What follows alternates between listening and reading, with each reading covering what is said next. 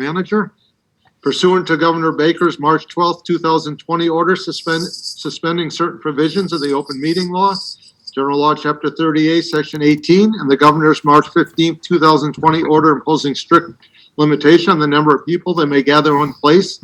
This meeting of the Great Barrington Select Board will be conducted via remote participation to the greatest extent possible. Specific information and the general guidelines for remote participation by members of the public and or parties with a right and a requirement to attend this meeting can be found on the town's website. For this meeting, members of the public who wish to listen to the meeting may do so by following the instructions at the top of the agenda. No in-person attendance of members of the public will be permitted, but every effort will be made to ensure that the public can adequately access the proceedings in real time via technological means. In the event that we are unable to do so, despite best efforts, we will post on the town's website an audio or video recording, transcript, or other comprehensive recording of proceedings as soon as possible after the meeting. Pursuant to Mass General Law 7C 30A, Section 20F, after notifying the chair of the public body, any person may make a video or audio recording of an open session of a meeting of a public body or may transmit the meeting through any medium. Beginning of the meeting, the chair shall inform other attendees of any such recordings. This meeting is being recorded by CTSB. It's being recorded by the Edge and our recorder, as well as other individuals. Any members of the public wishing to speak at the meeting must receive permission of the chair. The listing of agenda items are those reasonably anticipated by the chair, which may be discussed at the meeting. Not all items listed may in fact be discussed, and other items not listed may be brought up for discussion to the extent permitted by law. Start with the approval of minutes. We have August 24th, 2020 and September 14th, 2020. Motion to approve both. Second. I have a motion by Ed, a second by Bill. Discussion. I have one very minor correction, September 14th. Item 5, which is a public hearing, the 6th bullet point. Holly Hamer's last name was spelled incorrectly. The correct spelling is Hamer. And I sent that to Amy. Anyone else? Seeing none, all votes in virtual meetings are roll call. So start with Lee. Aye. Kate. Aye. Bill. Aye. Ed. Aye. And aye. It's a unanimous vote. Select Board's announcement or statements. Lee. Yes, I spoke briefly with Mark about this, so I was just hoping, and I believe Mark will be doing this for some clarification on the state of affairs in Great Barrington with regards to COVID, and also if there's some way that we can get the updated information, probably on the website, which it probably is, but specifically about the rollout of phase 2 vaccinations. I know there's a lot of concern about when that will be and how people can pre-register. So anything we can do to make it easier for residents is appreciated. Thank you. Kate. No. Bill. Ed. A couple of things. One, I just came from the Historical Commission meeting, and they asked me to ask Mark to ask Mr. Mahida the status of the Searle School, just how that's going, and if you can get back to them, although I'm sure we'd all like to know. The other thing is, I observed there was a vaccine clinic last Saturday at the middle school, and for, I think, still phase 1, incredibly efficient. BHS and Fairview, Berkshire County Boards of Health, and CHP, which I think gave some vaccines, was pulled together by Heather Barberi, who has been doing a lot of this emergency response. But there was 3 sites, one in Great Barrington, one in Pittsfield, one in North County. And moments ago, like a second before Lee said what she said, I got a text from Heather who said, the governor has made the announcement that they can start vaccinating people 75 and older next Monday, and she plans to have a clinic next week. It'll be made public on Wednesday, how to register via computer and by calling a hotline. So how was that for a fast response, Lee? That's great. You read my mind. So yeah, it'd be great to get that on the website. Thank you, Ed. Thank you, Ed. Town Manager's report. Thanks, Steve. So I do have an update to provide from the health department this evening, and Rebecca's also on the line, so we can promote her to a panelist if you have any specific questions. First off on my list here is the Houstonic Water Works company. Just again, a brief update this week. Engineers from both firms, DPC and AECOM, our engineering firms, were in town last week for a site visit at the Houstonic Water Works site and to gather data from their offices, copies of maps, filtration plans and consumption data, sanitary surveys from DEP, dam inspection reports, and so on. Sean was also here, met with them, Sean Van Duzen, our public works superintendent, and offered the use of our large copier here so that they could take all of that information back with them to help the process along. So Houstonic Water Works has been incredibly cooperative, so I wanted to thank them and just let you know that things are progressing. COVID-19, again, Lee had asked for an update tonight, and I did get a prepared update from Rebecca Jerzik, our health agent, so I'll just read that, and then if you have any questions, she'd be happy to address them. She's, like I said, on the line. January 25th, 2021, the Department of Public Health announces weekly data every Thursday around 5 p.m. This report is pulled directly from the MAVEN disease surveillance system on the Tuesday prior at 11:59 p.m. Over the last month, Great Barrington has seen a steady increase in positive cases, leaving us in the higher risk or red category. While this is a result of many reasons, rise in cases was expected after the end of the holidays. More recently, there's been cluster outbreaks in some of our local congregate care facilities. As of today, approximately 68 positive cases of COVID-19 are contained within our congregate care and long-term care facilities. Berkshire Medical Center and Fairview Hospital have assisted in the management of these clusters by administering monoclonal antibody therapy. This treatment drastically improves the symptoms and recovery for many that receive it. State and local health departments and state and local departments of public health are in daily communication with facilities identified as having a cluster outbreak to address and contain transmission. The federal pharmacy program through CVS has distributed the first dose of Pfizer vaccine to several of our long-term care facilities, and the second dose is scheduled prior to the end of January. So that explains the sudden increase we're seeing here in town. Anyone have any questions for Rebecca or for Mark?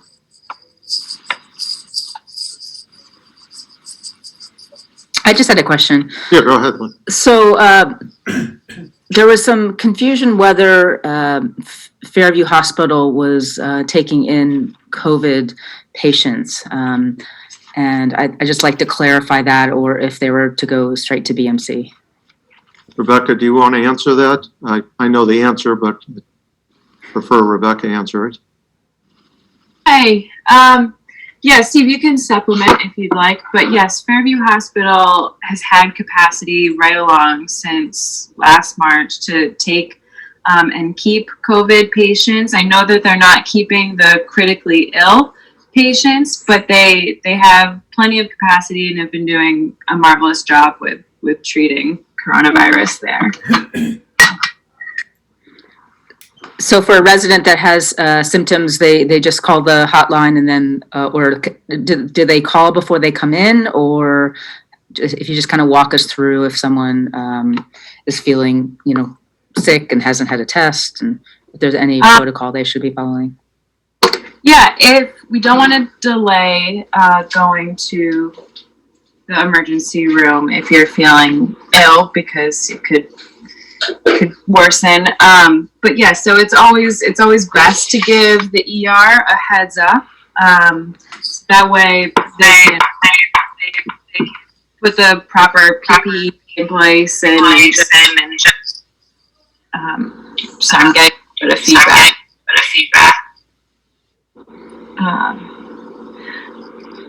And I can put the hotline number in the chat that you can call, but yeah, you can just call this number and then go to the ER and they'll treat you accordingly.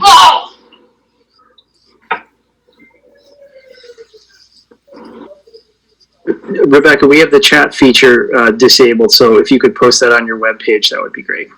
Oh, sure. Yep. Is that helpful, or do you have any other questions? Yes, that's helpful. Thank you, Rebecca. Anyone else? Yeah, go ahead, Mark. I have one last update, but if anyone has any other questions.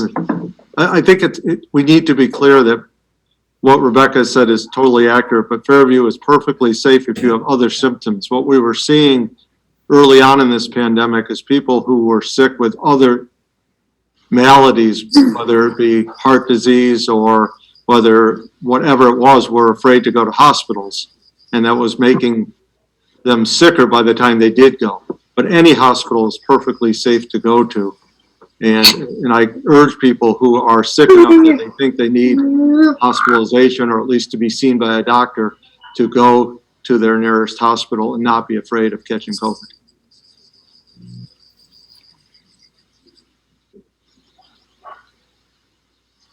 Anyone else?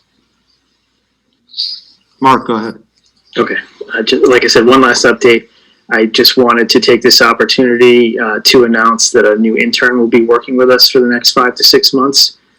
Katie Orenstein, she's a Great Barrington resident and student at Dartmouth College, will be helping us expand our social media presence in hopes of reaching new residents, second homeowners, our younger residents, and reaching our year-round residents on other platforms such as Twitter, Instagram, other platforms besides Facebook. So Katie's a film and theater major and has experience working with local nonprofits on marketing and social media campaigns. So we're looking forward to having her join our team next week.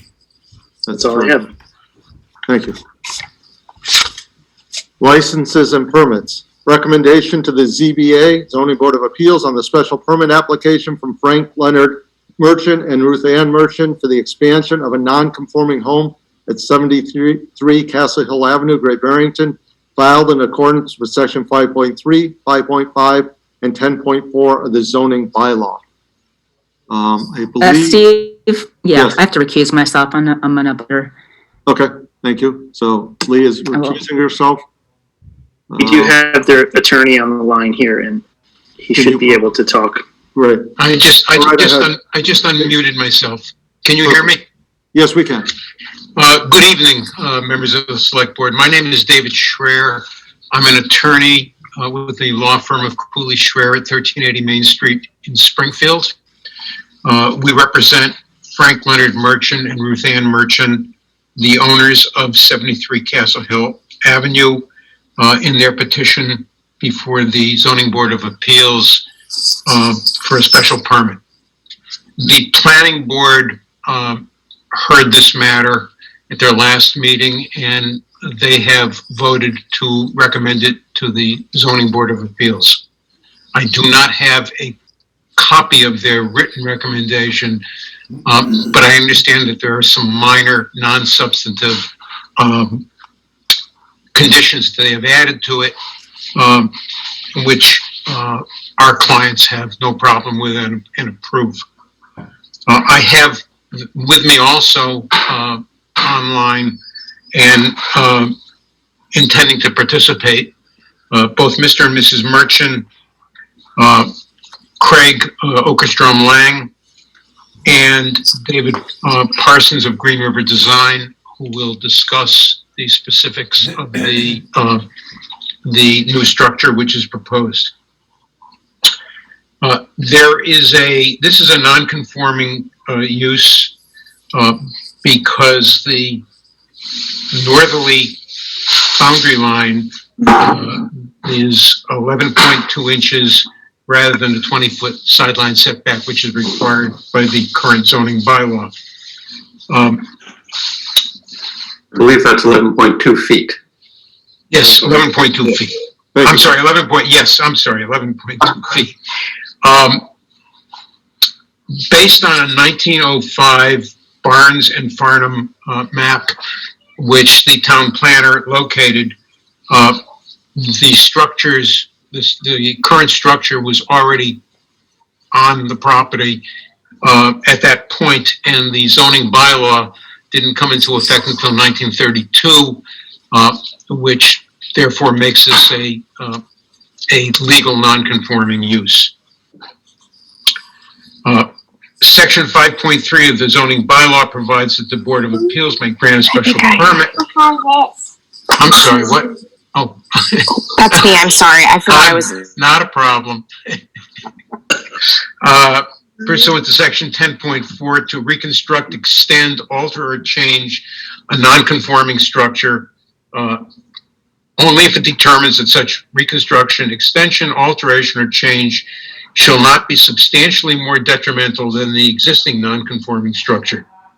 The special permit is requested for construction of a new master bedroom, home office, and pool/mechanical room addition off the southwest corner of the existing single-family residence, which addition will contain 640 square feet of ground floor area and a new 29 square foot porch. On the plans that you have and the documents that you have with our original submission, there are two minor errors.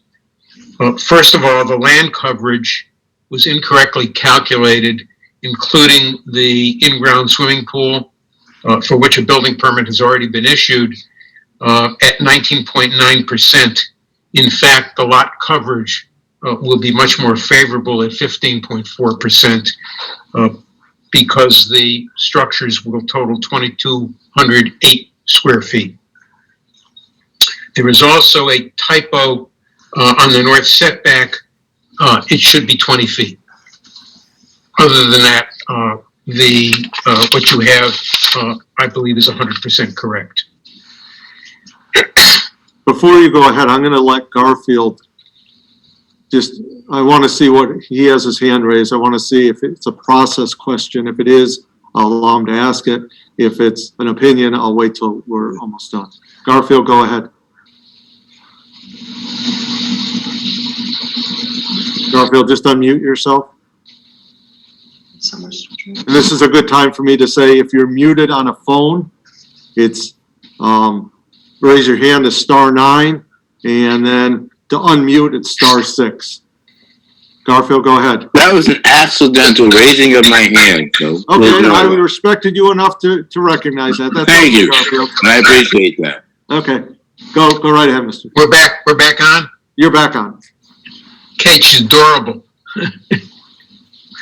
The existing single-family residence is a small farmhouse, as I say, constructed in the early 1900s, sometime around 1901 or 2, which was totally renovated by a previous owner. It fits nicely into the context of the neighborhood.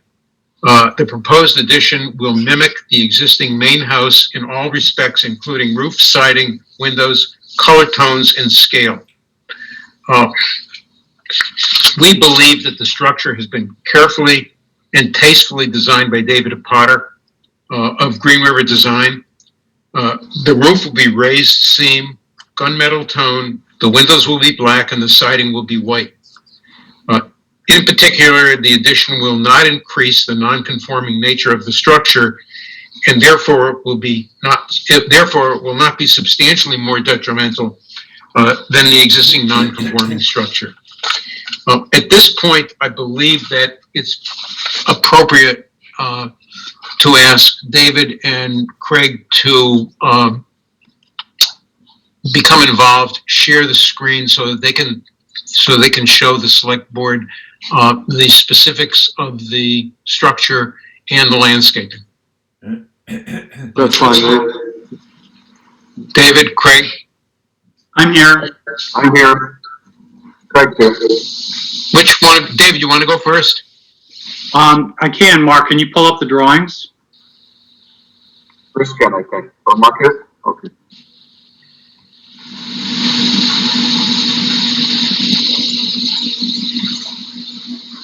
You should be able to share your screen. No, that's not how we did it the last time. They just pulled up the drawings on your side. Chris did that at the planning board.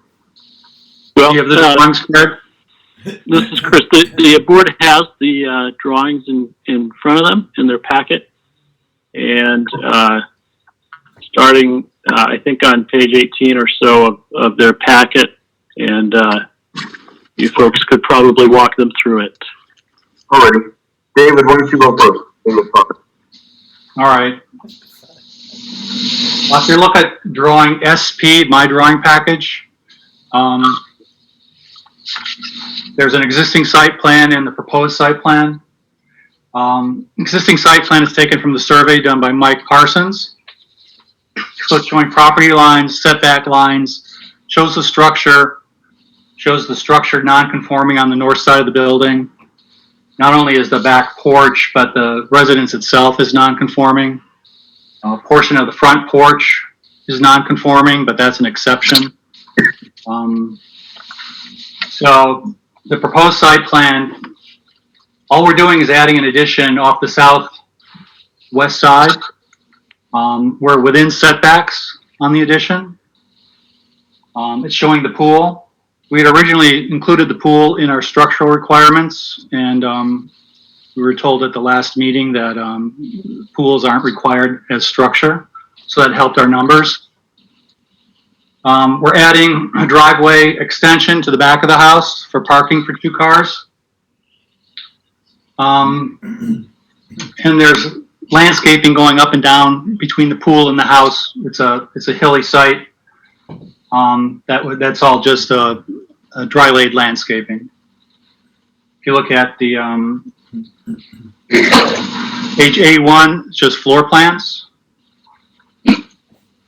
We go to A2, we're showing the existing east elevation, which is the road side of the house.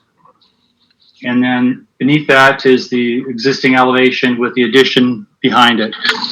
Due to the slope of the grade, we have 2.5 stories. Main story is the owner's new master bedroom suite. And the upstairs is an office. And then the lower level is going to be used for the pool, everything that goes on with pool activity.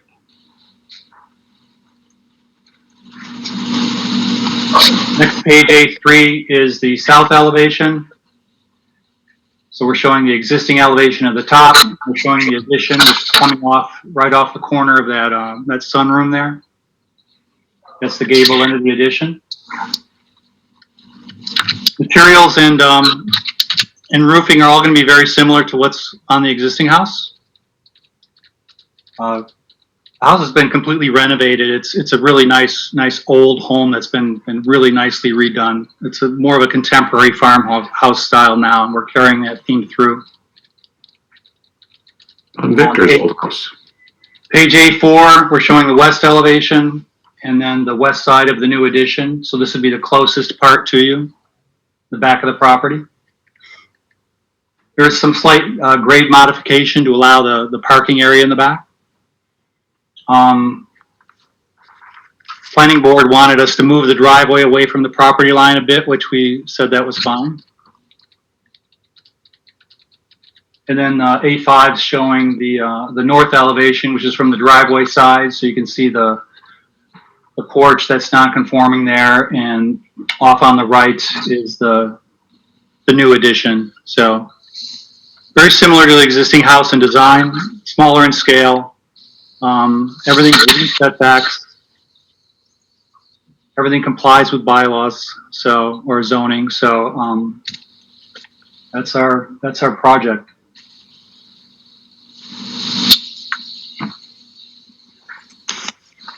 Any questions? Craig, do we have any questions from any board members? Yeah, I just was wondering, you said the planning board was asking if you could move the driveway away from the property line. Were there any other things that they asked, since you don't have a written, sorry, I'm getting played on a video at the same time. Any other requirements that they suggested? I was just, since we don't have it written, like to hear. Maybe it was moving the driveway, and what was the other one? I don't know, I'm asking. I thought it was just moving the driveway. There may have been one other one, but I thought that it was just moving the driveway. Craig can answer that. Can you hear me? I Yes, think there was some screening added also on that side. I think what they asked is by shifting the driveway over a little bit, the parking area, that gives us room to add screen plants along the property line. thank you, Craig. Yeah, the back of the property looks out to the neighbor's property, is an old concrete tennis court, so. I think Mom might need her phone. I screening have, would act- sorry. The screening would actually work best both ways, so that allows that to happen. I'm sure this has been taken into consideration, and I can't read elevation drawings as well as, you know, an engineer can, but just thinking of the fact that it is a somewhat of a hilly site, there's taking into account drainage to neighboring houses because of runoff and the nature of the hill. Yeah, Craig can address that. There was considerable civil engineering done on this project. Yes, in your packet, attached is a letter from John Chester, professional engineer. And Don looked at the site, and he recommended that basically an infiltrator be installed, which is like a dry well. That any of the new roof gutters would be directed. The existing roof gutters run around, and they don't pose any problems. So then it basically acts as a sponge, and it slowly, the water doesn't run directly onto any neighbor's property. It seeps into the soil. When used on the number of sites. Kate, anything else? I think that's it. Okay, anyone in the audience? Garfield, you have your hand up again. We'll see if this is accidental or intentional.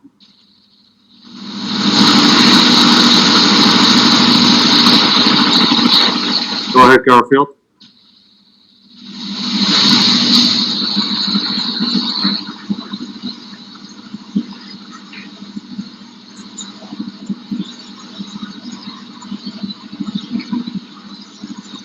I'm not hearing anything, so. I think that's Eileen you moved up. Yeah, I did by mistake, which Mark will I take. have nothing, Stephen. I don't know how that happened. Okay, no problem. Anyone else in the audience? Seeing no hands raised, do I have a motion? You're gonna keep Motion. showing up. Motion to send a positive recommendation to the ZBA. I'll second. So I have a motion by Ed and a second by Bill to send a positive recommendation. Anyone else from the select board? Hearing no one, it's a roll call vote. Kate, Aye. Bill, Aye. Ed, Aye. and I, it's a unanimous vote. Thank you very much.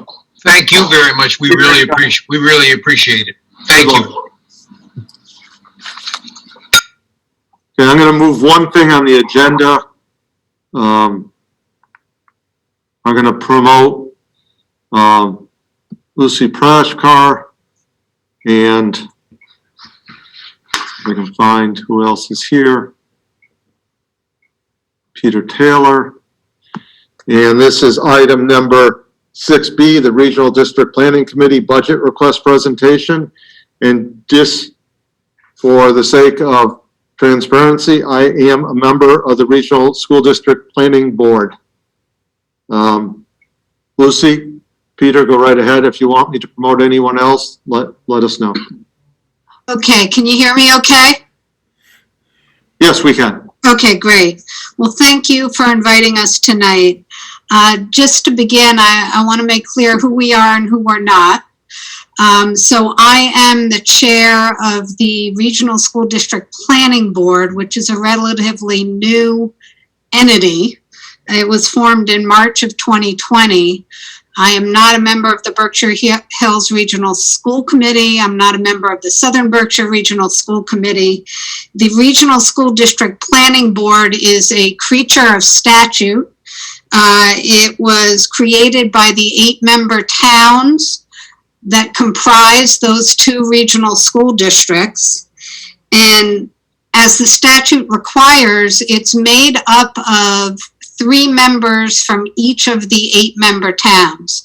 So it's a board of 24 members. 3 of those members are Town of Great Barrington representatives, Steve Bannon, Peter Taylor, who's on the line with me. He's the vice chair of the planning board, and Deb Phillips are the Great Barrington representatives. The statutory mandate for one of these boards is that we study the educational and financial advisability of consolidation. And soon after we were formed, we formed 3 subcommittees: the Educational Quality Subcommittee, the Finance Subcommittee, the Operations Subcommittee, and each one of those subcommittees is charged with looking at that same big picture issue from their particular vantage point. It's the intent of the planning board to examine the feasibility of consolidation along a broad spectrum of options, with shared services and shared programs being on one side of the spectrum, and full pre-K through 12 consolidation of the 2 regional school districts on the other side of the spectrum, and other options in between. As would be the case in any potential school regionalization, the issues to be studied are many and complex. And the planning board is going to require considerable time and effort of its 24 volunteer members, and also significant outside expertise and resources. We can't do this alone. We have a very strong board with a lot of experience in lots of different areas. We have select board members, we have school committee representatives. There must be at least 1 school committee representative from each of the 8-member towns on the planning board, and we've got those. We've got people with accounting experience, financial analysis experience, a little bit of legal experience. So we've got really a lot of educators. We've got a broad range of experience, and we've got a very dedicated and committed board. But this effort is going to take hundreds of hours of commitment from each of those board members, thousands of hours of volunteer effort. We're pleased with the progress so far. As a first step, we engaged a facilitator to help us facilitate dialogue and discussion. We also engaged the Massachusetts Association of Regional Schools, known as MARS, to provide some preliminary reports that analyze baseline financial data, where we are now and where we might be in 5 years if we didn't change our current models of operation. We also asked them to look at our current district facilities, their condition and capacities, and we asked them to look at the collective bargaining agreements of the 2 Unit A collective bargaining units of the 2 districts and to compare those. And the materials that they generated, together with some enrollment reports that we got from the New England School Development Council, NESDEC, are all posted on our webpage, which is in the letter, which I hope is in the packet that you all received, our letter dated January 14th, which we sent to all the select boards. We looked at those reports, and what those reports showed was that we've had a lot of enrollment decline over the last 10 years in both districts, and those declining enrollment trends are likely to continue. And that may result in reduced state funding in both districts. There are going to be increased costs and likely increased assessments of the towns. And this is all obviously going to put pressure on school committees that are trying to not just maintain current educational offerings and programming, but improve those. So after looking at those baseline reports, the planning board agreed that we needed to dig deeper and we needed to look at other options to see what's possible and where we might be able to realize efficiencies, improve educational offerings, what's feasible, what's possible. So we are now into that second phase, or about to launch that second phase of looking deeper at looking at pro formas of what things might look like if we operated in a different way. Phase one was looking at where we are now and where we likely will be in 5 years if we don't change our current models of operation. And phase two is looking at what it might look like if we change some things up. And we put together a budget for that phase two work, which is in the January 14th letter that we sent to all the boards. Our hope is that over the next 12 to 18 months, we're going to gather and analyze data about the feasibility of different options of consolidation and be able to bring forward to the community several options and solicit input from the community, from the respective districts' faculty, the administrators, students, parents, other community members, and elected officials through a combination of surveys, focus groups, and meetings like this. So if we could turn to the budget that we've put together, that's on page 3 of the letter. The budget falls into 4 buckets. The first is project management / facilitation. And those roles might be filled by 1 person or 2 people. We haven't made that decision yet. We estimated 48 hours a month of that work, which is probably a little on the low side, at an approximate $100 an hour rate, which is sort of the market rate for this kind of work. $4,800 a month times 12, that's $57,600 for 12 months. And this person will help coordinate our efforts, develop and assist in managing a work plan and timeline, assist in the development of meeting agendas and tracking progress of the board and the subcommittees, assist in managing the outside consultants that we're going to need to engage, manage communications and outreach activities, and address and facilitate board communication. The second bucket is administrative support. I should back up a little bit and say we got early on a state grant of $50,000, which had to be spent by the end of June. So we were able, with that first bucket of money, to engage Mars to do the work I described, to get the NESDEC enrollment numbers. We had a little bit of administrative support for a couple of months. But we had to spend all that money by the end of the state's fiscal year, and so that money is gone. We have no money now. And so we've been operating sort of solo since about July or August, and all this work has been done by the planning board volunteers themselves, primarily Peter and me. Administrative support is just someone to help with recording of minutes, scheduling and posting board and committee meeting agendas, getting our reports up on the website, and managing the website itself, which we hope to develop as a standalone website once we get some money.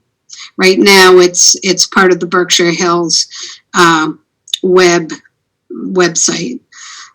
Third category are consultants, and this is really where the significant money lies, where we have to go outside and hire some really deep expertise in some of these areas, including putting together those financial pro formas that assess the financial feasibility of various options and the implications on the school budget and town assessments.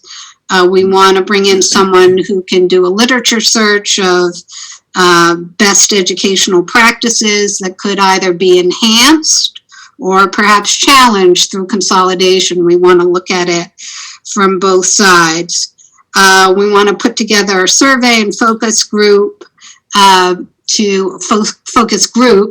to get community input. We're going to need an operations and transportation study. Of course, busing is going to be a big challenge here if we were to consolidate. So we've got money identified for that. So the bucket for consultants is somewhere in the range of $85,000 to $115,000. These are all estimates. We haven't gone out and gotten bids yet. We're going to do that work. But these are ballpark estimates based on the conversations we've had to date. And then we've got just a little bit of money in a bucket for legal counsel. This is not the money that's going to be needed to put together a new regional school agreement. If we get that far, that's going to be a lot more that we're going to need in the legal bucket. This is just for sort of day-to-day issues that might come up that need to be addressed by outside counsel. So that's where we get the total in this range of 153.7 to 183.7. For the next 12 months of work. So what we decided to do was ask each of the 8 towns for $15,000 for a total of $120,000, 15,000 times 8. We have applied for another state grant. That application went in actually last Friday. And we've asked for $125,000. As I said, last year we got 50. I don't know that we'll get 125 this time, but we wanted to ask for as much as we possibly could. If we get 125, we're not going to need 120 from the 8 towns, and we would come back to you with a lower request. But as of today, we don't have any part of the 125. We are optimistic that we're going to get something. There's been 500,000 in total designated for this kind of work across the Commonwealth, for everyone in the Commonwealth. And we think we're well positioned to get a part of that. There are others who are looking to get a part of that as well. But as I said, we're optimistic that we're going to get a significant amount. I don't know if we're going to get the full 125. So that's the basic presentation. Peter and I are happy to answer any questions you might have. I'll turn the floor back to the chairman. So this, just for sake of clarification, this is not a request for this year. This is a request for inclusion into next year's budget, which we'll have plenty of discussion on. And tonight's a good time to ask questions of Lucy, Peter, or myself, or I see Deb Phillips is also here, and or Mark. But this is the beginning of a discussion for this. So Lee, go ahead. Thank you. So I know that there's there's a lot of moving pieces going ahead, and especially since it's going to be 2 to 3 years before we really get deeply immersed in this. But if other towns come to us and want to take part in this, that's obviously something that would be entertained, I'm assuming. I'm thinking about Lee or Lennox or Richmond. That was one question, obviously, that there'll be is there going to be like a kind of a cutoff date that other towns would have to commit before joining, or is it going to be open that if other towns wish to take part in this, that they could? Lucy, do you want me to answer that on behalf of Berkshire Hills? Sure, go ahead, Steve. So Lee, this is a discrete process between Southern Berkshire and Berkshire Hills. Okay. Richmond and Berkshire Hills just finished with a 3-year shared services agreement. If Lee and Lennox were interested, Berkshire Hills would surely entertain the discussion, but it would be a separate process. Okay, thank you. And I'm just curious about when you're, analyzing data and trends, if the financial stability of private schools are being taken into account. Because with COVID, I'm just curious if some of these families that have moved into our area recently, what the effect is with private schools versus the trends that we might be seeing in Berkshire Hills Regional School District, whether some of the private schools are in a healthy financial state, and if that would affect our trends moving forward. Lucy? Sure. There was actually a hope that with folks moving up to the Berkshires, that we might see a reversal of the enrollment decline that we've seen over the last 10 years, and that's projected to continue for the next 10 years. And we didn't. Enrollment was actually down this year in both districts, although less so in Berkshire Hills than Southern Berkshire. And some of that enrollment decline may be attributable to folks deciding to homeschool this year because of COVID. So yes, enrollment does seem to be up in some private schools in the area, but in Berkshire Hills and Southern Berkshire, we're continuing to see downward enrollment. So just following that up, so there has been increased enrollment in the private schools? That's what I've read in the press. I don't have any independent data on that, but I have read some press stories that have reported that. Okay, thank you. Just as a parent who has talked with a lot of parents that are sending their kids to school, I do know not a lot, but I do know a few public school families that chose to bite the bullet and send their kids to private school for the year because some of the schools were able to open up full time. So that may change back next year. So I think it's worth following, and I feel very confident that this group and the districts will do that. I guess I had a question about asking for less money than what it seems you will need to make this happen. And I realize you're hoping for a grant. I'm just hoping that if you do end up needing more money, that you'll ask the towns to continue to split it evenly, because this doesn't seem like a large sum of money for each town to put towards trying to figure out the right solution for this. So yeah, I really appreciate that comment. If we get 50,000, right, or more, I think we'll be in pretty good shape for the next 12 months. We're cognizant that we're asking the same amount from the little towns like Alford and West Stockbridge as we're asking from the larger towns like Great Barrington and Sheffield. And as you can imagine, you're actually the third on our list of select boards. And we just got off a call with the town of Alford, and the question was legitimately raised. Why are you asking of the town of Alford the same amount as you're asking from the town of Great Barrington that has a budget that is many, many times more than Alford's? And my answer was, the governance of this planning board is in some ways dictated by statute, and the teeny little town of Alford gets the same number of members on this planning board as the town of Great Barrington, even though the number of students you have enrolled in public school is many, many multiples of the number of the town of Alford. And I, as a resident of the town of Alford, have the same vote as Steve Bannon, as a resident of the town of Great Barrington and the school committee member. So we thought it appropriate, at least when we're talking about numbers like $15,000, to ask the same amount of each of the member towns. And so far, that's been acceptable to the smaller towns, and I hope that continues. Two just factual basis to piggyback on what Lucy is saying. The way this is set up by regulation, Southern Berkshire actually has 5 towns.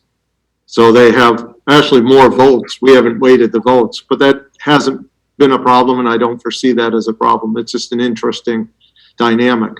The other is the Berkshire Hills Regional School District has allocated $3,000 now to keep this committee moving ahead, because there's no way to move ahead. They have asked $3,000 from Berkshire Hills and $3,000 from Southern Berkshire, and I'm sure Southern Berkshire will also give it so that we can make it to the end of this fiscal year And the town of Great Barrington and other towns can then include the 15,000 in their budget. Can I add to that, or to this point, which is when I was on the 8-town committee that I guess birthed this committee, and my understanding then, and I think it's still the case, is ultimately the vote has to be unanimous among the 8 towns, right? To make this happen, every town has to be involved and has to. So to that extent, that there is an equality, and I, on behalf of everyone in Great Barrington, I'm appreciative that we're not being asked to pay 70% of the cost. Are we acting tonight? I mean, this has to go with the Finance Committee through the budget process to town meeting. Do we do anything tonight or just get our questions answered? No, we'll just answer questions tonight. I've invited the Finance Committee tonight, but they all, and I haven't looked to see who's on and who isn't, they all were not able to attend. So we've asked, Ann has asked Lucy and Peter to be available at one of our first budget meetings if the Finance Committee has questions at that point. And they're welcome to ask tonight. I see a hand raised tonight. I'm flying this plane and speaking, which can be dangerous. The members of the committee were here. Thank you. Thanks, Lucy and Peter and Ted. Yeah. Steve. Let me look here. I see a hand up and it's Ann. So I will, Ann O'Dwyer, the chairperson of the Finance Committee. Ann, go right ahead. Hi, Steve. Yes, thank you. I just wanted to let you know that Lucy and I have been in touch, and she has generously agreed to come to the joint Finance Committee Select Board meeting when we address this budget item. So she'll come just for that particular item. So thank you, Lucy, on that. And I guess I just had a quick question, if that's okay, since I'm here. Of course. Yep. I'm just wondering, I know there's a finance subcommittee of the planning board, and I'm just wondering, I know they're charged with looking at the effects on assessments and town budgets. Have they had any findings thus far that could be presented, or it hasn't even gotten that far? It hasn't gotten that far. What they've looked at thus far are the baseline analyses that Mars has done, what it would look like in both Berkshire Hills and Southern Berkshire if we continued on as we are now, and identified the data and additional resources they think they're going to need in order to look at the feasibility of consolidation of the 2 districts. Oh, thanks so much. I should let you know, I did go to the website, the planning board website, to look for those reports. It was a little hard to find, but maybe, Lucy, I'll send you an email and just get directed to the specific reports. Okay. Okay.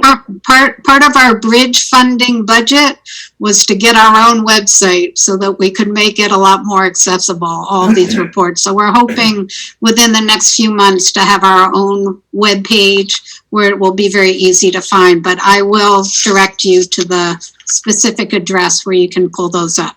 Great, thank you. And looking forward to seeing you at the upcoming meeting. Thank you. Thanks for your time. Really appreciate the support, and we'll be talking again, I'm sure. Thank you, Lucy. Thank you, Peter. Let me just ask, anyone have any questions before we move ahead? No, this is wonderful. Thank you very much. Thank you, Lucy. Thank you, Okay. Peter. Really appreciate you taking your time. I know this is not part of your day job. Appreciate it. Okay, bye-bye. Bye. Thank you. Thank you. Moving ahead or behind? 6A, Lovers Lane and Route 7 intersection discussion with Mass DOT and Great Barrington DPW. Mark, do you want to lead this discussion or? Sure.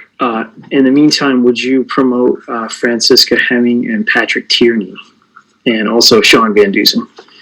So at our last meeting, I was asked to add this topic to tonight's agenda and ask DOT's District 1 staff in Lenox, as well as Sean Van Dusen, to join us, our Public Works Superintendent, to join us tonight for a conversation on the intersection of Lovers Lane and Route 7.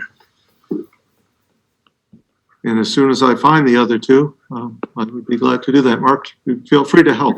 Yeah, I'm jumping in right now. Thank you. I see Patrick now. So. And Sean must be Town of Great Barrington? He's all set. Okay, thank you.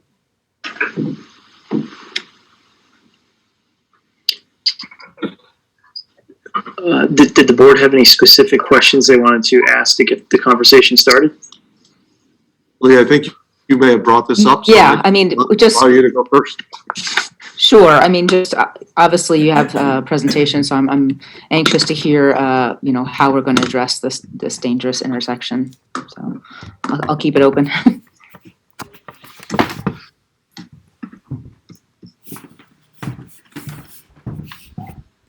I wasn't expecting the DOT staff to make a presentation tonight. I really just invited them to engage in an early conversation with us about whether we want to explore some work at that intersection, whether we want to explore closing that road off to one-way traffic. And of course, this is just the beginning of a very long conversation if that is the case. But more than anything, I just wanted to get the conversation started tonight. So they're not prepared to make any presentation to the board.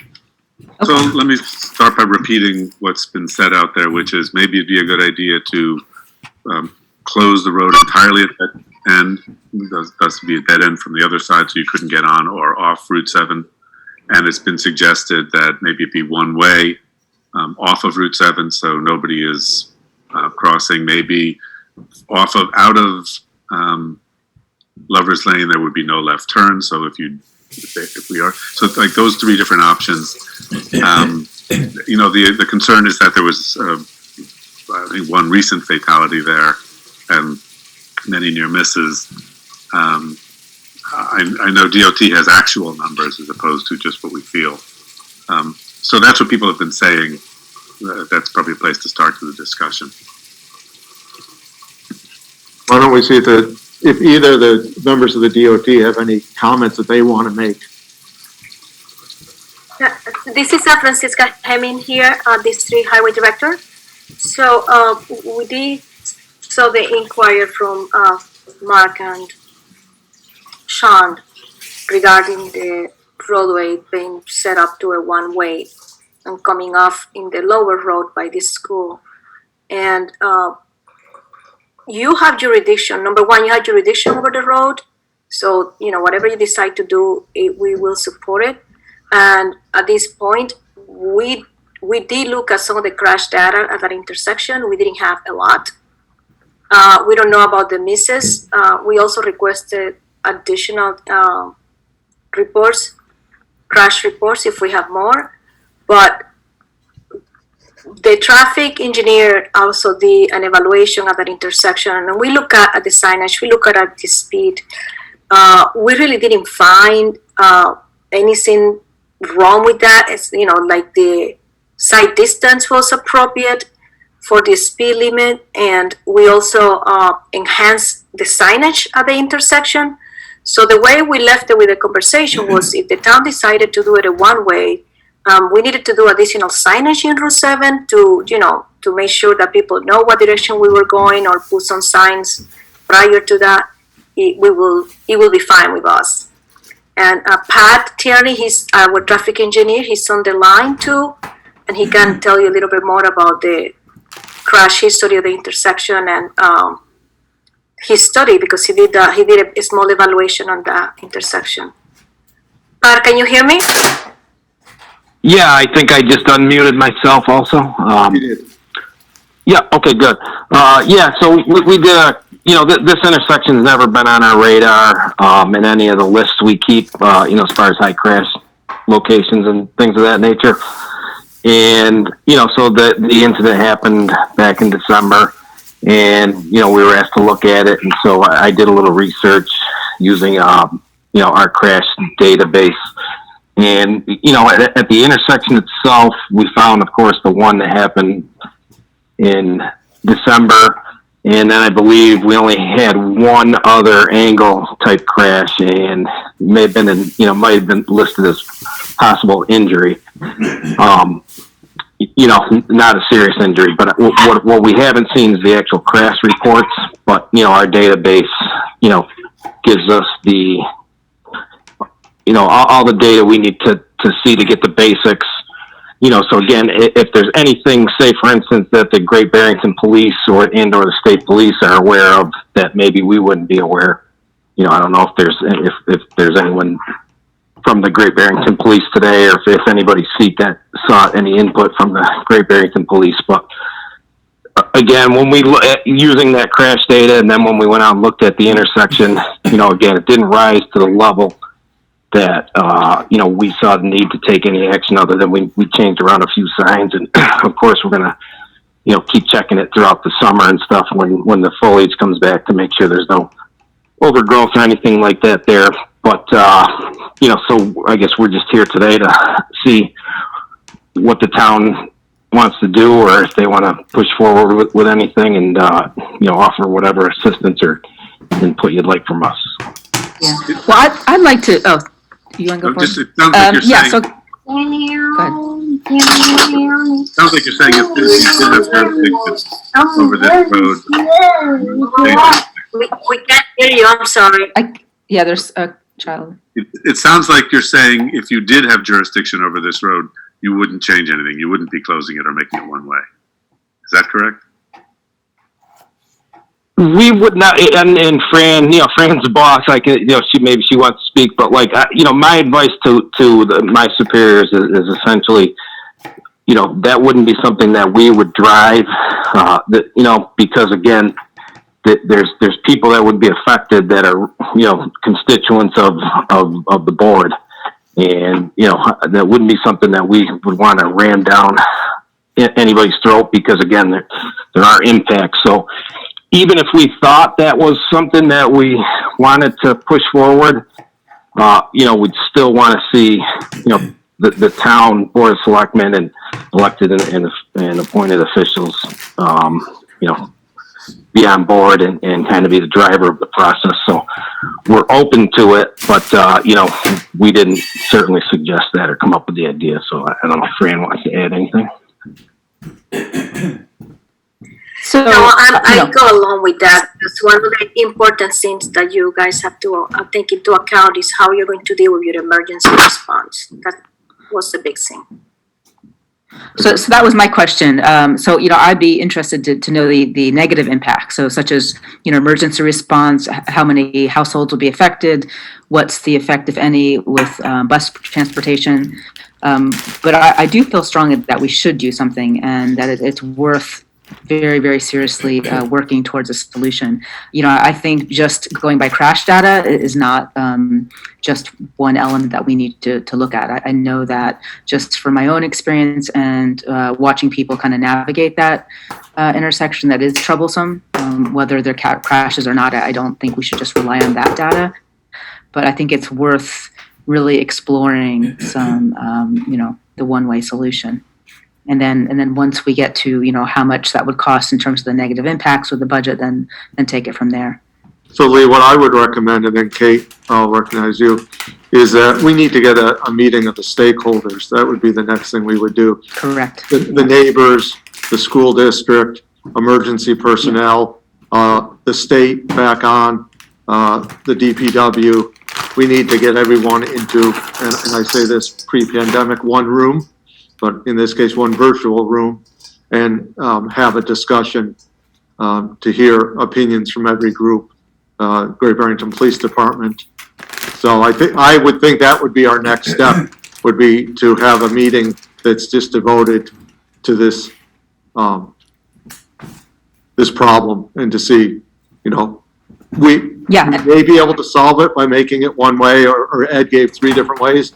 But what other problems are we causing by doing it? So before we go ahead and do something. So I think that makes sense. Kate, go right And I ahead. think it's important to open up to the public too, because I think there's, people that are concerned, not just, stakeholders, but obviously the general public, that, just make sure it's an open meeting that people can air their concerns. Every meeting we have is an open meeting, and because we are driven by the taxpayers, every taxpayer of Great Barrington would be invited and encouraged to participate. Okay, thank you.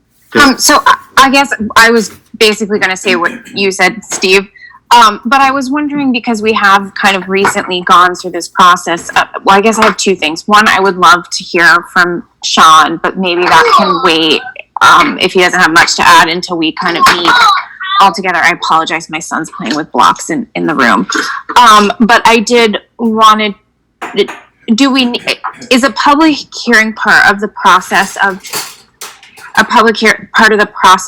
road closure or change of direction? Because I know we went through this process with Lake Mansfield Road, and obviously we talked about that a lot, and it was a very busy meeting, but I don't remember if it was specifically some sort of public hearing. And I guess what I'm saying is I totally agree with Steve that we need to have this, but is there a specific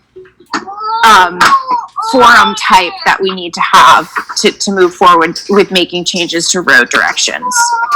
Mark, you want to answer that, or do you want me to? You're muted, Mark. Sorry, Sean's on the line. I don't know the answer to that question, to be honest with you. Can you guys hear me? Yes. So I reached out to Beta Engineering to come up with a proposal to give us some analysis and some alternatives in terms of what it would take to one-way the road, to close the road, what the impacts would be. It might be pertinent to have them do a small study, so we have a sort of criteria to operate on when we have that public meeting. I think that's a good idea. I know to close the road, we have to do a public hearing, at least I think we do. But any other changes, do we need a public hearing? I mean, it doesn't really matter to me because we're going to get input from citizens, stakeholders anyways. So the format doesn't really matter. Ultimately, we'll have to vote on the way we want it. It's just as we get closer, we'll just have to figure out what that format will be. Yeah, I think you're right. Anyone else? Francisca and Phil, you'll hear back from us because we'll invite you to another meeting, and we appreciate your input. That's fine, but I just agree with Sean that having Beta to start to look at an analysis, that's a good move. And I'd be very cautious because I always think that, as I mentioned, with that emergency response is important. And having the road one way, you always have that option open with emergency response versus closing it. So that's something that I would caution on that. And we're here, like as I mean, if we need to do an improvement to the signage wise to the intersection, we're open to that. And we can also reach out to Boston if there is any further guidance that we need. But I think Sean has it under control with that, and keep us posted. We'd be willing to participate in any meeting if you need us to. We will definitely invite you, Francisca and Phil. Thank you. We appreciate it. Thank you. All right. So Steve, in terms of a timeline, are we Thank you, thinking Mark. like the next couple meetings or I a month? don't think we'll do this we'll see what our agenda looks like. I think we may set a date to do this separately because it's going to take an hour and a half probably by the time, we hear from all the stakeholders and we hear from citizens and we get I think the timeline will be driven by Beta Engineering and, I think Sean's right. We need to see what our options are. So I think we have a little bit of time, but we'll do it as quick as we can. Okay, thank you. And we'll start to set a date. We'll start to either do a doodle poll or something to see when we can get a separate date. Anyone else? Okay. 2021 town meeting and election calendar. Jen, I think, is on the line. Yeah. Yeah, Steve, I'm just looking for her now. I just promoted Michael also. I promoted Jen, and I hope it's the right Jen. So in your packet for tonight, you should have a town meeting calendar and a town election calendar for 2021. And I will just add that we circulated a revised copy today, and I apologize that did not make the packet. But once we finalize these, we will get both posted on our website. So I'll stop there and turn it Jen, back do you over. have anything you want to add before we entertain questions, or? Can everybody hear me first of all? We can. Okay, all right. I guess I'll just start first with the town meeting calendar. Just before we even get into any of it, I did the citizen petition time. I did not do originally 30 days on the sheet that I submitted. So just so you know, the select board could close the citizen petition date on Tuesday, March 2nd. So that's one change to that one as well. I was thinking that it was just like 4 weeks, but it has to be 30 days, at least 30 days.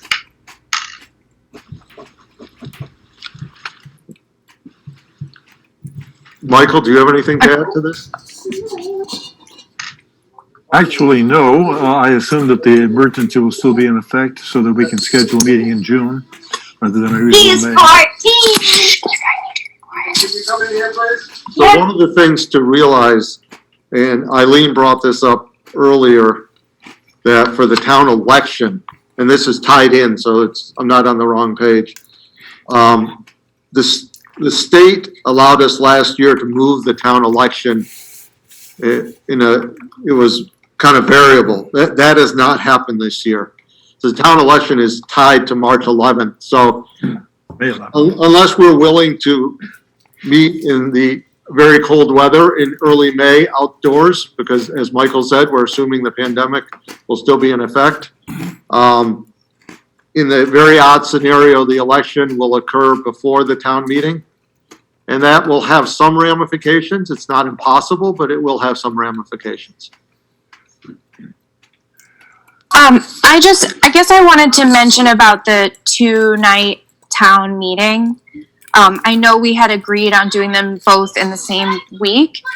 But what I'm wondering about, knowing that it seems like absolutely one of those two meetings is going to be a 2-night meeting, and to have 3 meetings in 1 week is certainly a lot to ask any citizen. And it's going to be really hard I can say it's going to be really hard for me as a parent of small children to do that 3 nights in 1 week, especially if we're still in pandemic place. I don't think our intention, Michael, correct me if I'm wrong, was to have 3 meetings in 1 week. I think we would do the 7th and then the 10th, and then if we had to continue, it would be the week after.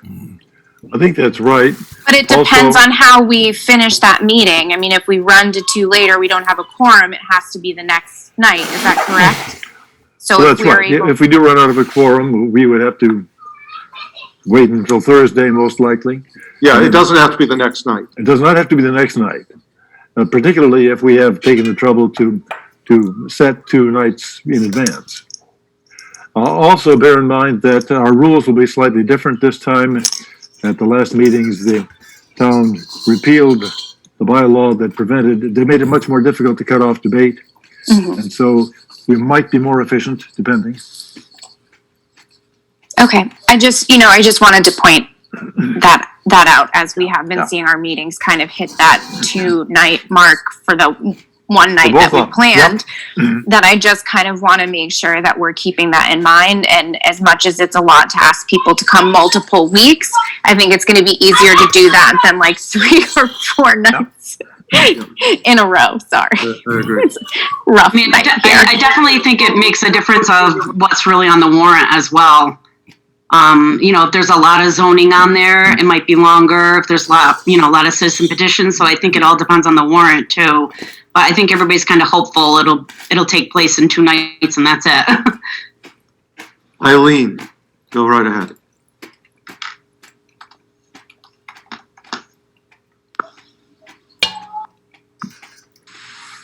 Eileen, I've unmuted both your personalities, so one of you talk. Sorry, I thought I was unmuted, but I obviously I wasn't. think you unmuted your computer and not your phone. You're right. Anyway, has anybody asked anybody in the state about having this town election after town meeting? Jen, do you want to answer that? So right now, the state legislature, how they have it is any local election up until the end of March. They've made provisions for early voting and things like that. They have not made anything else as of tonight's date. There's been nothing for any elections, which is the majority of Massachusetts, for anything after that, up until the end of the fiscal year. So unfortunately, and I have not heard of anything that they're going to change anything different. I think they're going to keep it only until the end of March. So unfortunately, we're out of luck. I was wondering if perhaps through MMA or just even as an individual town, it would be possible to initiate some action. We can certainly ask Smitty and Adam their thoughts on this. We could vote on it tonight. Whatever we vote tonight's not cast in stone. We've changed it before. So we certainly can ask to see if it's possible to do it. And if it is, then we can always change. I have two other questions about the election calendar. Should I ask that now or wait Yeah, no, a go minute? ahead. Okay. I noticed on the revised one that you sent to us on the last day to register to vote, that Tuesday, April 21st, it had times from 4 to 8 p.m. Does that mean you're going to be staying late that day, or was that just an accident? And then my second question is, with town hall being closed, do you think you could say here, and then can it get up on our website or social media somehow, how people can get election papers or nomination papers from you? Yeah, yep. So the first question, the 4 to 8 p.m., no, that wasn't a mistake, but I just wanted to make it very clear. We always, on the last day to register to vote, have to be open until 8. So I just wanted people to know that they had the 4 to 8 p.m. So that's that question. And then the other one, for anything, whether it be the citizen petition papers that they want to come in and get, or the nomination papers, we're going to do it just like we do everything else right now, which is going to be by appointment. So they can call our office, and then we have a table with the plexiglass out in the hallway by the front door, and that's where we meet with any of the people that we have appointments with. And so they'll just have to do it there, because unfortunately they do have to be in person, especially for the nomination papers. So. And you're right, Kate, we'll advertise that very well, because it'll be a change in what we normally do. Anyone else with any questions? Jen, do you want to say anything about either the election calendar or the town meeting calendar, anything else, or Michael, before we'll vote to accept it, subject to our changing our mind? Only the observation in response to Eileen's question. We have always had our elections after the town meeting. They don't really depend upon each other. Both the finance and committee and the select board are continuing bodies, and it's conceivable to have a town meeting after a time in which some members of the select board or finance committee have changed over. That shouldn't cause it might make for interesting discussions if somebody ran for office on the proposition that the select board was all wrong about something. But the select board setting an agenda for the meeting is really independent of the election. Thank you. Michelle LeBaire, go right ahead. Michelle LeBaire, 70 Division Street. I respectfully disagree with Michael. As citizens have to realize is that the people who sit at the table during annual town meeting, the select board and the finance committee, even the planning board, does an incredible amount of work in preparation of annual town meeting. Not just work, study. We're studying a lot of information. We're doing our homework. And in this scenario, what could possibly happen is someone could, earn a seat on the finance committee, earn a seat on the select board, earn a seat on a planning board, and be at the head of the table at annual town meeting, and not have the experience or the study or not to insult anyone, or the knowledge that it takes to present an annual town meeting. So I, for one, as a matter of fact, when you were talking, my first thought was contacting Adam Hines at Smitty Pignatelli regarding this, because I do think it does come with some serious ramifications. And I, for one, am, if the state says we have to do it, you have no choice. But I agree with an effort to not do it prior to annual town meeting. Thank you. Thank you, Michelle. So I would say tonight, Jen, would you like this approved tonight, or can we wait 2 weeks? The only thing that is hindering on it is, I've got dates on there before your next meeting. to open the citizen petition time and for the nomination papers for them to become available. The nomination papers is not as important, but the time frame for the citizen petition, you're going to start squeezing, the time frame for everything. Because it kind of just, it's like a domino effect. So, but it's completely up to you. So I just do want to add in, Steve, Yes. They have a legal counsel for the elections division that fights for everything and has fought, and they originally asked to have it until June 30th. And that's what they made as a recommendation, but out in Boston is not listening, and they only did till March 30th. So, I mean, it's worth the shot to reach out, I guess, to them, but do know that it has already been requested, by the elections division, and they didn't listen. So, Okay, let's make a motion to accept this subject to our changing our Make mind. a motion to approve both the town meeting and the town election calendar as amended. I'll wait for a second. Sure, second. Is it possible to say what the two date? I think it was just one change on each calendar, just so we all know and everybody sitting here can see it. sure. You wanted me to say that, correct, Ed? Yeah. Okay, so from the original ones that were submitted on the town meeting calendar, the select board closed the citizen petition time is going to be moved to Tuesday, March 2nd. And then for the town election calendar, of course, I don't have my old one in front of me.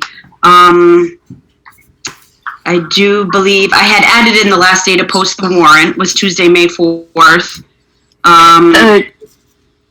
Nomination papers was changed to March 23rd. Okay, the last day to submit nomination papers was Yeah, changed and to then- March 23rd. And then the last day to register to vote was changed from Tuesday, April 20th. Oh to yeah, that's right. To Wednesday, the April 21st. Yes. And I we'll didn't put this. know how to count on that one, sorry. No, we'll put this all on the website. Oh yeah, it'll all be on my section of the website. Perfect. Any other discussion? Roll call vote, Lee, Aye. Kate, Aye. Bill. Aye. Ed. Aye. And I, and this will be on the next agenda, not Wednesday night, but the following, our next regularly scheduled meeting, just to come back with a response from the state if, in fact, we will have a response, whether we like it or not was the other question. So it's a unanimous vote. Jen, Michael, we appreciate your time. Thank you very much. Steve, before we move on, I'm unfortunately at home and it's my children have hit a wall, so I'm going to excuse myself. But I did have some questions and concerns about the personnel policy. So I was hoping that you may be able to wait until our next meeting, and you guys can decide that. But I'll send Mark my questions. We're doing that next. Is there time for you to hang in with that? I can try. Okay. I can say my things really Yeah, why don't quickly if just you say don't your mind me questions go. out? If possible, we'd like to approve this tonight. If not, we won't, but it's been a decade in the making, so it can wait another. Yeah. No, and these things take so much work. I'm so impressed. Even if you have other town ones to look at, this is just such an amazing amount of work. I had questions in the dress code part of the policy, where it says hair, sideburns, mustache, and beard shall be clean and neatly trimmed. I think that is ultimately vague enough, but I just want to make sure that I think some of it is that is left to interpretation, and I just want to make sure that people are not being discriminated against hairstyles that are intrinsic to their ethnicities. And so I don't know. I know a lot of school districts have been working really hard to update those policies to reflect that. I just wanted to maybe look into that further. And I guess in that the other thing would be tattoos. And I do know that some people can have tattoos of hate crime nature or hate speech, and I think that we need to have something in there that would potentially ask for that not, it needs to be covered. And then I had a couple questions about harassment, I guess, either between social media or just harassment in general. I can't tell if that covers if somebody were to harass, whether sexually or otherwise, somebody outside of a workspace, what kind of ramifications there would be. So those were my questions. Great, good questions, all of them. Thank you, Kate. Mm-hmm. I have a couple. Go ahead. No. I sent Mark just a few typos, so I won't go through those. Page 12, where we list the holidays, Columbus Day, could we or should we / Indigenous Peoples Day? Just change. Right. My draft. And then the other one I have is page 30, the marijuana policy, which is highlighted on the page. It isn't clear to me what that means. Here's the part. It says the town acknowledges that the state of Massachusetts has legalized the limited recreational use of marijuana.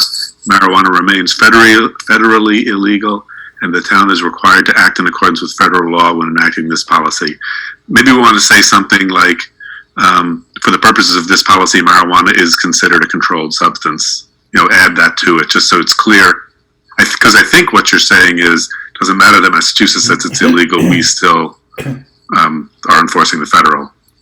Right. If you notice at the top of the sheet, this is under the CDL license section, and we do consider it to be a controlled substance when you have a CDL license. So then, in G, a little further down, if marijuana is prescribed, like other controlled substances, does that make it okay? So I don't know the answer to that, but neither does anyone reading this. That's my only suggestion. Otherwise, I agree with Kate. It's a very thorough piece of work.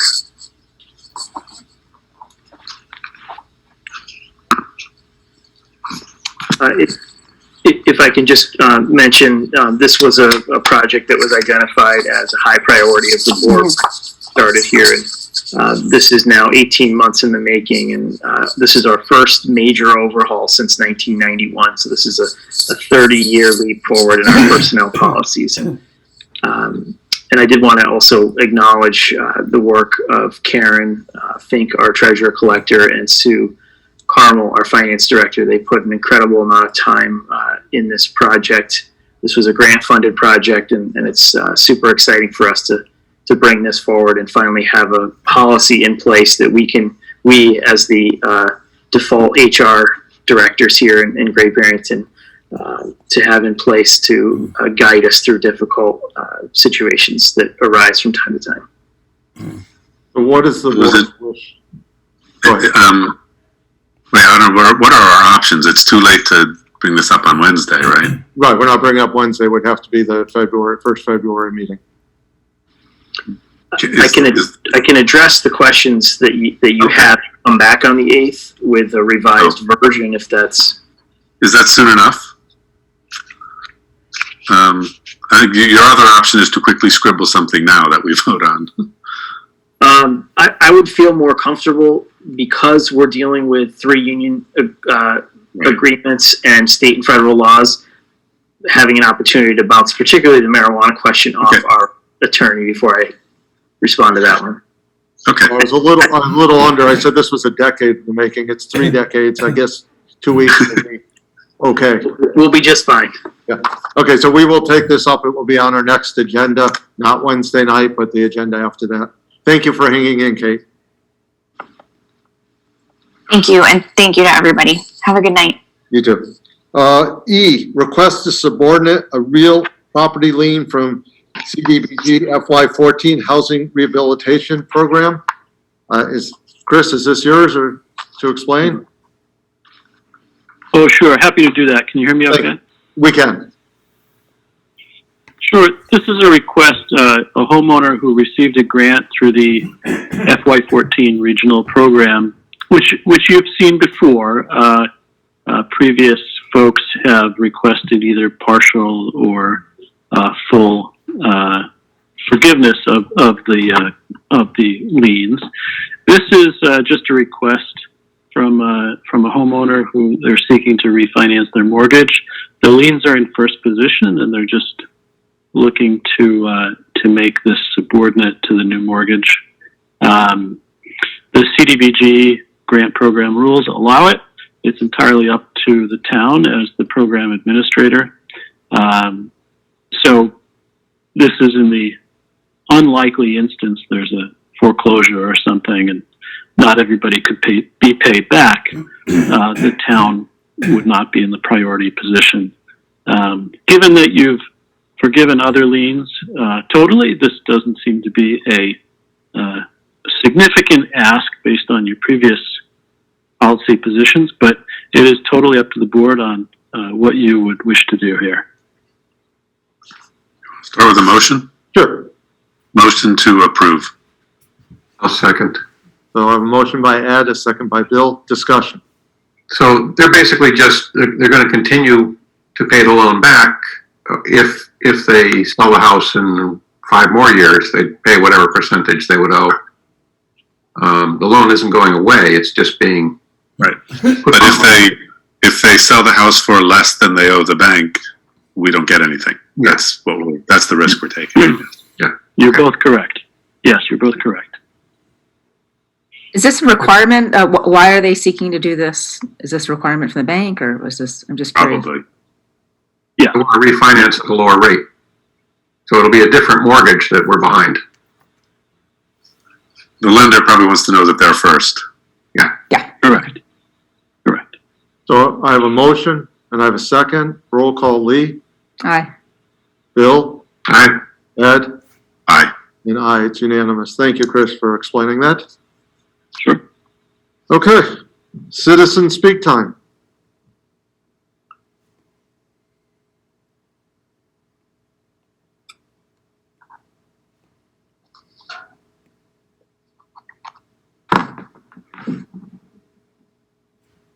Trevor Forbes, go right ahead.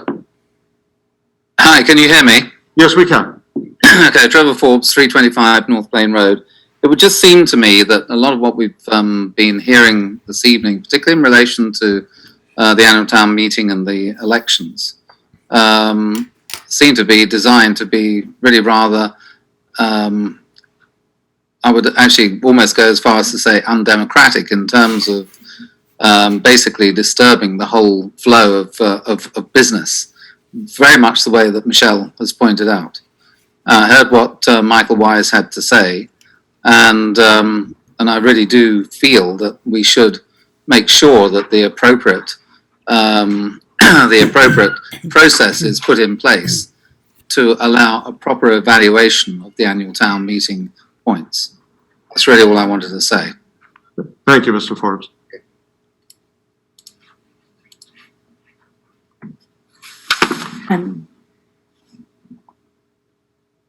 Anyone else?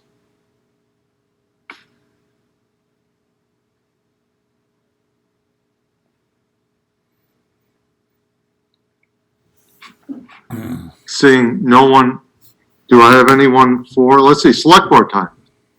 Lee? Nothing. Bill? No, nothing here. Ed? Nothing. And I have nothing. Media time.